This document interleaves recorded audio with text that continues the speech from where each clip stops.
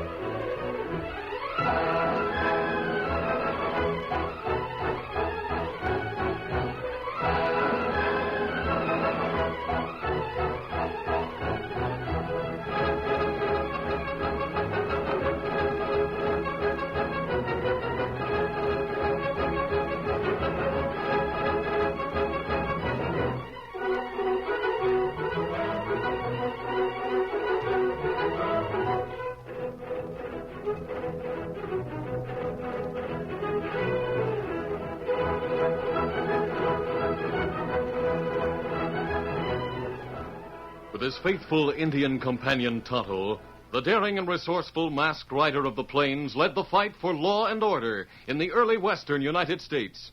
Nowhere in the pages of history can one find a greater champion of justice. Return with us now to those thrilling days of yesteryear. From out of the past come the thundering hoofbeats of the great horse Silver. The Lone Ranger rides again. Come on, Silver. Let's go, big fellow. Hi-yo, Silver! Hi!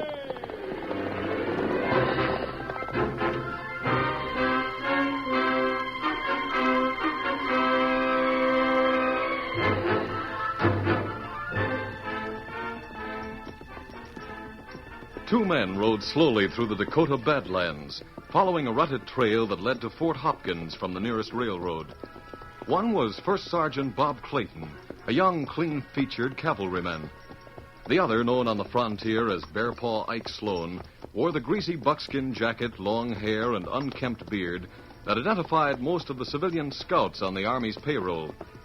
The scout was half asleep in his saddle when the youthful sergeant looked over his shoulder and said, Ike, we're a long way ahead of our wagons, but I can still see that dust. What of it, Sarge? There isn't a hostile Indian left in these parts. Don't forget that band of renegade Cheyennes. They never made a treaty and have no reservation. They're apt to strike anywhere, anytime. I say there's no hostile Indians. Just the same, I think I ought to go back and halt the supply train until you scout the pass ahead. Well, you telling me my job? Now, look there. Why, the colonel, it's an Indian. He's getting off his horse. He must be a friendly one. Come on, get him. Get up there. Watch me drop him. Ike, hold your fire. He's making the peace sign. Stand still there, you varmint. Hold there, hold. Me friend, me Tonto. What are you doing here, Indian? You better turn wagon train round pronto. Plenty Cheyenne in pass. Cheyenne? How do you know that? Well, me and white friend trail him there. Him watch him now. You're lying, you ornery redskin. I scouted the pass. You're the only Indian around. Me know how you scout. Me see your tracks. See where you take big sleep. I'll plug you for that. Don't shoot. That's an order. I'm not taking orders from no two-bit soldier. Then you'll take something else. So I'm a two-bit soldier, am I? I'll fix you. Nobody can hit me and live. You won't be around to fix me after today. I'm reporting you to Colonel Hall. Oh, now, look, Sarge, don't do that. I just lost my head. Get up and shut up. Go on, Tonto. How many Cheyennes are there? Plenty Cheyenne. And them got plenty good Winchester rifle. I think you're telling the truth, but I've got to see for myself. No time now, Sergeant. You hear horse coming? What's a masked man? He's heading this way, lightning to leather. That, my friend. Something happened. Oh, Silver. Oh, easy. Steady, big fella. Hey there, you. What's the idea of that man? Now, wait a minute, Sloan. Find out what he has to say. What happened, Kemosabe? You men had better get mounted. The Indians have sighted the dust from the wagons. What? Part of them are swinging around this way to seal up the pass as soon as the column enters. We can't fight our way through. The escort's too small. Go back to the wagons. Order a retreat to the Loop River. By turning north and following its banks, you can reach Fort Hopkins without having a fight. I know the way, but wagons can't get through there. Then burn the wagons. It's your only chance. Here come Indians now. I'm getting out of here. You too, Sergeant. Your duty's with your men. But you and Tonto. We'll make a stand behind these rocks and cover your getaway. Adios. Adios. Tonto, the Indian scouts have sighted us. Just 6 or 7 of them. I think we can drive them back. Open fire. They've stopped, Tonto. Hold your fire.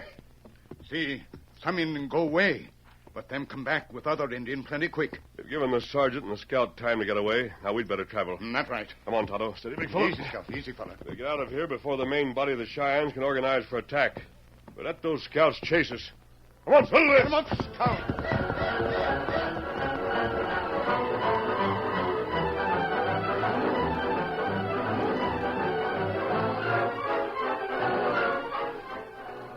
It was several hours later, and the usually busy headquarters of the commanding officer at Fort Hopkins was deserted except for Colonel Hall and his adjutant. The colonel, whose stern face and inflexible will had gained him the Army nickname of Iron Jaw, had been standing at a window overlooking the parade ground. Suddenly, he turned on his aide and cleared his throat. Captain Judd, I have something to say to you. It concerns your daughter. Helen, sir? I want you to send her back east. Colonel Hall. Is that an order or a You request? know very well I have no authority to give such an order, since the War Department now permits officers to install their families in posts free from danger. Well, may I point out that you just finished writing a report that there are no hostile Indians in the territory? That has nothing to do with it. Miss Judd is in no danger. She is the danger. Will you explain that statement, sir?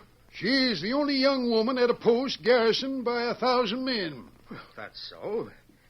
But Helen has made no trouble. In fact, the appearance and morale of the regiment have vastly improved since her arrival. The sweetheart of the regiment. I can make men shine their boots.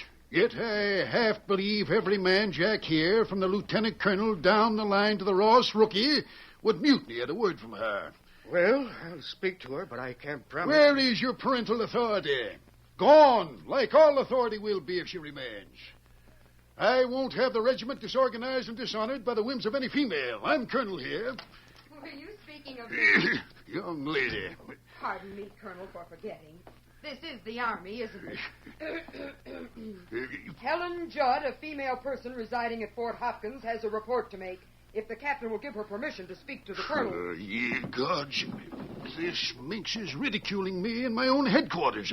Helen, it's a lot to hope for, but I hope you really have something to report. I have, Dad. While riding toward the Loop River a couple of hours ago, I heard 2 explosions. They seemed heavy but distant.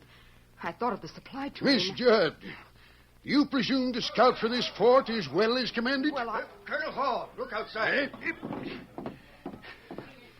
What detachment is that? Why, the idiots have ridden their horses half to death. I'll have their hides for that. Why, that's a wagon train escort. Sergeant Clayton commanding. But I see no wagon. Call the sergeant immediately. He and Ike Sloan, the scout, are coming in now. Well, Sergeant Clayton? We almost ran into an ambush, sir. Big band of renegade Cheyennes laid for us in the pass.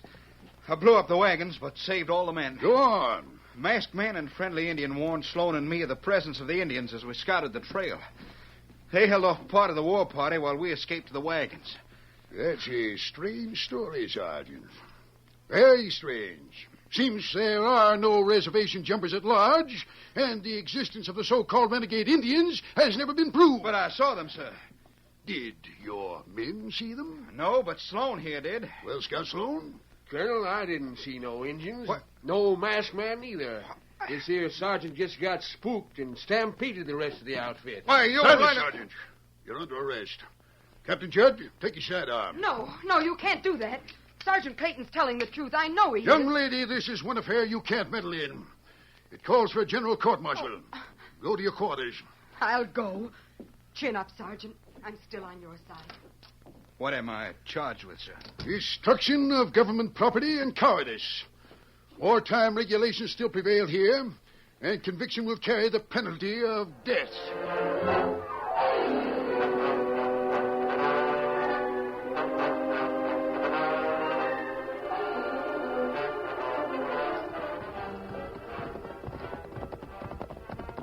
In In the meantime, the Lone Ranger and Tonto, mounted on their mighty horses, Scout and Silver, had easily outrun the savages. We'll stop here, Tonto. Oh, Silver. Oh, Scout, fella. We've shaken off the Indians. Steady, big fellow. Easy, Scout. Good boy, Silver, good boy. It was a long chase, but well worth it. Every soldier must have escaped. Well, what army do now? Send big force after Indians? So I expect. But from what you've told me about that fellow who was with the sergeant, the troops will need dependable scouts. And that's so. Maybe our job not done yet. No, it isn't. We'll rest our horses here until dark. Then turn and follow those Cheyennes again.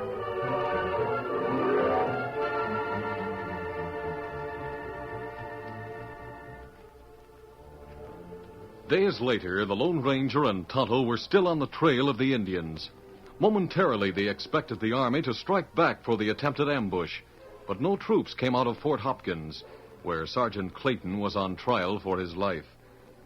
5 officers constituted the court-martial, sitting at a long table with their campaign hats and sabers in front of them. As president of the court, Colonel Hall occupied the middle chair. The sergeant sat at the other end of the room.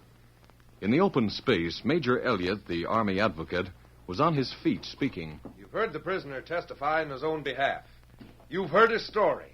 And I dare say no man charged with a military crime ever told one as fantastic. Where is this masked man? Why isn't he here?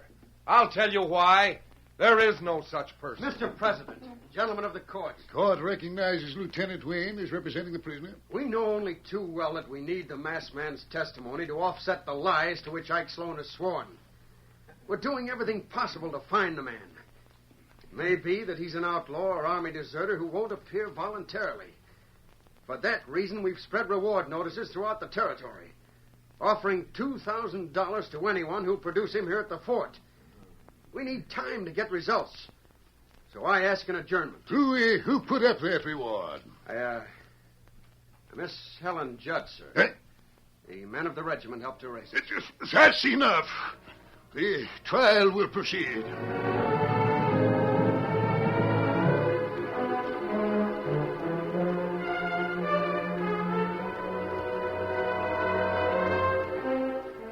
At a camp in the heart of the Badlands, the Lone Ranger waited the return of Tonto from a settlement where he had gone for provisions. The masked man was busy sketching a map of the region when his Indian friend appeared, riding hard. Whoa, Scout. Hold, fella. Easy, Scout. Easy. Well, Tonto, I found the Cheyennes' hideout while you were gone. Not good. They have a permanent camp at the headwaters of the Loop River.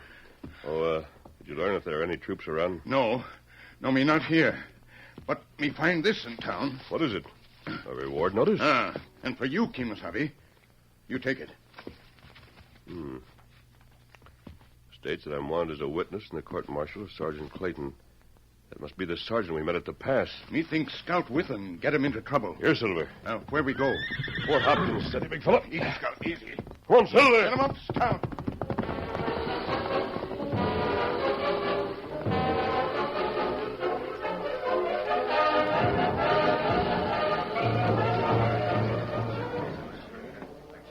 Attention. As you were. The judges of this court have considered the case and reached a decision. Bring the prisoner forward. Halt. Robert Clayton, we have found you guilty as charged. It is the sentence of the court that you be dishonorably discharged forthwith. Corporal of the guard, remove his buttons and chevrons. It is further adjudged that you be removed to the guardhouse and there kept in close confinement until sunrise of the first Friday of the month ensuing, at which time, in accordance with the Articles of War, you will be shot by a firing squad. Dismissed.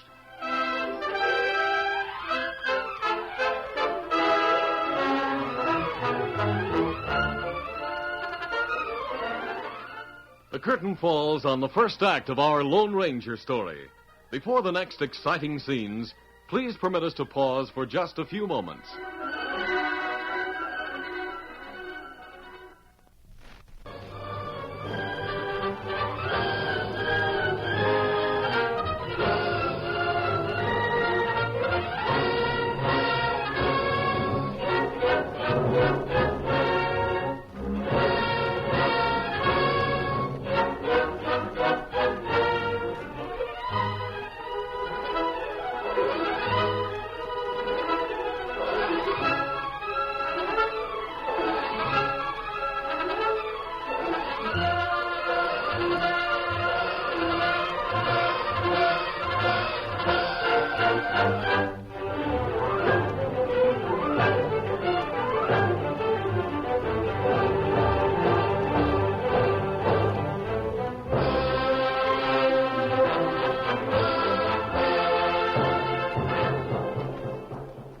to continue our story. Condemned to die before a firing squad, ex-Sergeant Bob Clayton waited his fate at Fort Hopkins. Unaware that her efforts to reach the masked man had succeeded, Helen Judd planned a last appeal to Colonel Hall. She stood outside the headquarters building where a light told her the commanding officer was still at work, though taps would soon sound. As she hesitated, a soft voice spoke. Good evening, miss. Oh, a masked man and an Indian. Why, you must be the ones Are you, Miss Judd? Yes, I am. We've been riding day and night since we saw your notice. Later we read of the trial in the newspapers.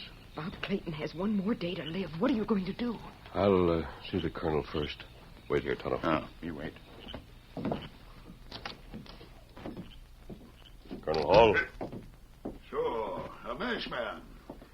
I fully expected the Judd girl would try to put something over on me. Put something over on you? Yes, I thought she'd persuade one of the soldiers to dress like that and come here wearing a mask to confirm that preposterous story. Remove that mask. Colonel Hall, I'm not one of your men. I wear this mask for personal reasons, known to General Gates. General Gates? Make me take it off, and you'll hear from the general. I wonder... I am the man who told Clayton to burn the wagons and retreat. I'll testify that the pass was filled with Cheyennes. Indeed. And why didn't you appear during the trial? We've been following those Indians. We can lead you to the place where they're camped. So, Miss Judd wants to delay the execution by luring the regiment out on a wild goose chase, eh? I'm speaking the truth, sir. As a matter of simple justice, you should investigate. I've tolerated your presence only through curiosity. If you value your life, you'll get out this moment and stay out. I respect the uniform you wear too much to force the issue now. Yes. I'm going. But we'll meet again. What happened, masked man? The colonel wouldn't listen to me. Maybe we can wring the truth out of that lying scout. Ike Sloane's away from the fort. We haven't time to hunt him down. Whatever we do must be done soon. Tomorrow my father is sending me east with my aunt. I see. In that case, there's a chance that we can save Clayton. But it's a slim chance and means danger for you. I'll risk it. What's your plan? Listen closely.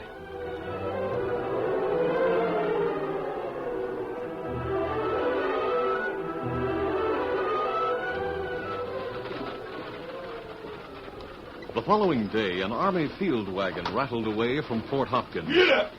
Two soldiers were perched on the high driver's seat.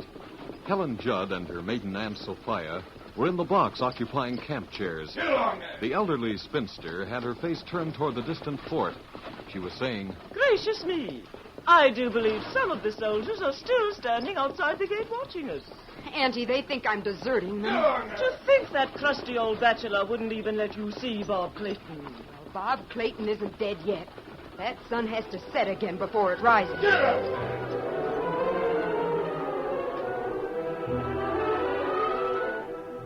From the cover of a thicket beside the trail, the Lone Ranger and Tonto watched the field wagon lumber toward them. The Lone Ranger was disguised as a Cheyenne chief, and his companion had put on war paint. Tonto held an extra horse. He was calming it. You be quiet, fella. Quiet. Tonto, the wagon's close enough. Close in from the left. You sappy. All right. Now. Oh, Silver!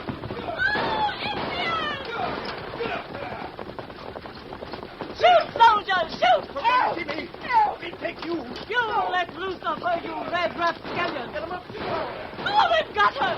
They're carrying her away! Do something! There's nothing to do but go back to the fort. And give me those lines of that whip. Get up there! Get up!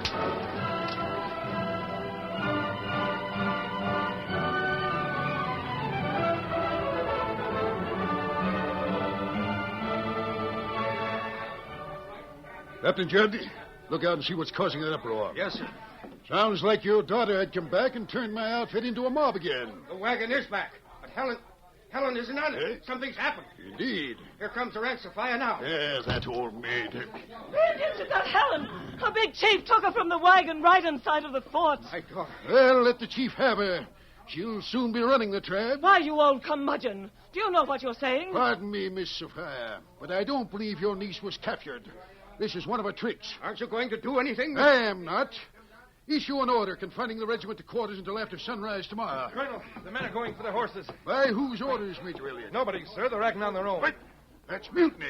Get out there, all you officers. Put a stop to it. I'm resigning my commission, Colonel. You what, Captain Judd? I'm riding with a man, mutiny or not. So am I. That goes home. By heavens, I'll stand all you men against the wall. Well, that'll be quite a job for one man, Colonel. Betrayed by my officers. Deserted by my men. Mocked by an old maid. You'll what? You brass-button mule. I'll ride too. Bugler, sound boots and saddles. Mr. Fire, hand me my saddle.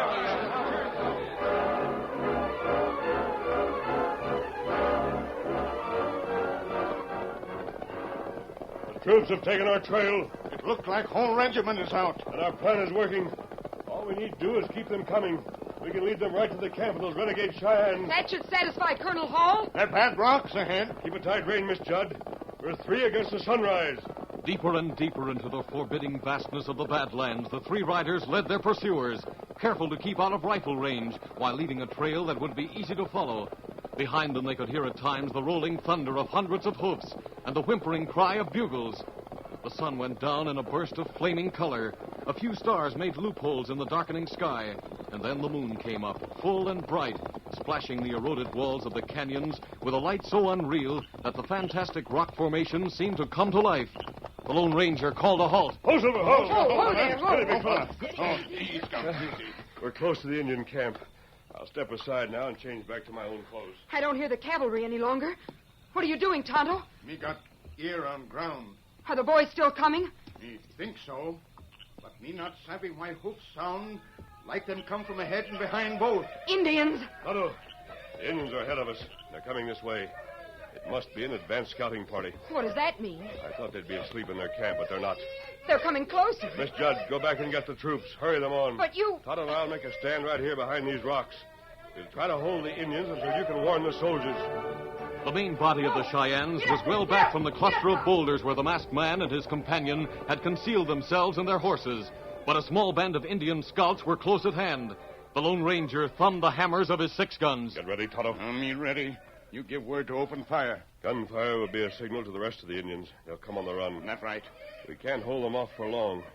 At best, we can only hope to save the army from a surprise attack. Their scouts see us plenty soon. Them come close. All right, Tonto. Open fire. The sudden gunfire caught the Indians by surprise. 2 of the scouts turned back and dashed toward the main body of the Indians, but the others, half a dozen of them, leaned low over the backs of their ponies and came on toward the boulders, screaming and firing. Bullets spattered the rocks where the masked man and Tonto stood. Dust and chips of rock flew about them.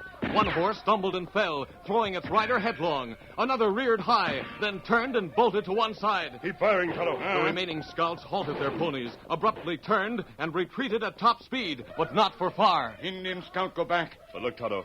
Here comes the main band of the Cheyennes. We not stop them Indians. We'll do the best we can. We'll go down fighting.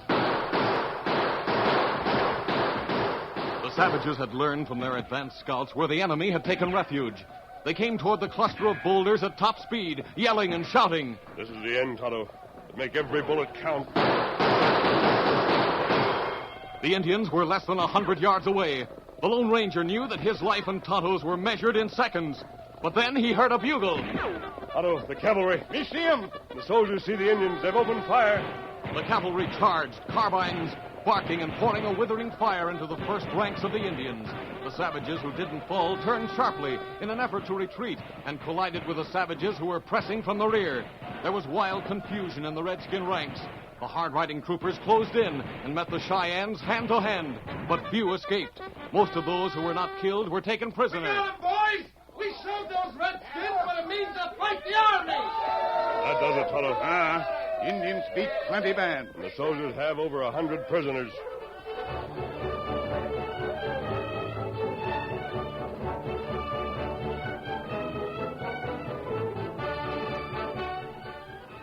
The red glory of a new day spread over the Badlands. It was sunrise, the hour when young Clayton had been doomed to die. With the entire regiment looking on, Colonel Hall faced the Lone Ranger and Helen Judd. Well, masked man, we meet again. My apologies and thanks to you. And to you also, young lady. Colonel, your head. You're wounded. A mere scratch that only a woman would notice. Are you satisfied now that I told the truth, Colonel Hall? Seeing is believing, sir. As Caesar said, Weeny weedy weaky. I came, I saw, and I beat the Cheyennes. They're all prisoners. Have you questioned them? I have. They admitted trying to ambush the wagon train, but they deny kidnapping Miss Judd. Of course, that kidnapping was a hoax, as you'll admit now. I admit nothing, Colonel, but I want to know about Bob Clayton. He'll be freed and restored to rank with honor. And that scout, Ike Sloan, will pay for his perjury. And now what? It's Auntie coming up in a field wagon. Whoa, you hammer-headed Mustangs. Whoa! What's the meaning of this, woman? I brought this wagon out to get the wounded. Where are they? The Colonel is the only casualty. Oh, you, eh? And in the head? If... It's too bad the Indians didn't hit you in a vital place. Pray you... Well, get off that horse and into this wagon where I can tend you. I'll do nothing of the sort, you harridan... Colonel? Yes, Miss Sapphire, I'm coming. Give the colonel a cheer, boys! Another for the sweetheart of the regiment! And another for the masked man! Well, I know when I'm beaten. But there's one thing I'd like to know before you women take over. Who is the masked man? Colonel, he's the Lone Ranger.